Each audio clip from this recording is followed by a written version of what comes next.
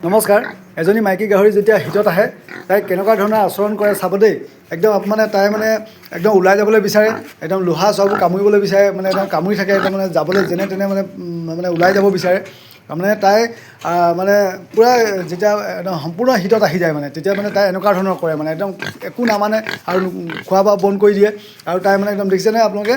মোৰ ভিডিঅ'ত একদম মানে তাই লোহাৰডাল কামুৰি কেনেকৈ মানে কামুৰি দিব বিচাৰিছে আৰু কামুৰি দিছে আৰু একদম ওলাই যাবলৈ বিচাৰিছে আৰু মানে কি হ'ল আপোনালোকে এটা কথা মনত থ'ব সদায় যেতিয়া গাহৰি এজনী হিটত আহে তাইক মানে 14 ঘণ্টাৰ ভিতৰত মানে আপোনালোকে মিটিং কৰাব লাগে আৰু নহ'লে মানে কি হয় আপোনাৰ 14 ঘণ্টাৰ পিছত হ'লে মানে সিহঁতৰ প্ৰেগনেঞ্চি হোৱাৰ সম্ভাৱনাটো কম থাকে আৰু 14 ঘণ্টাৰ ভিতৰত আপোনালোকে যেতিয়া তাইক মিটিং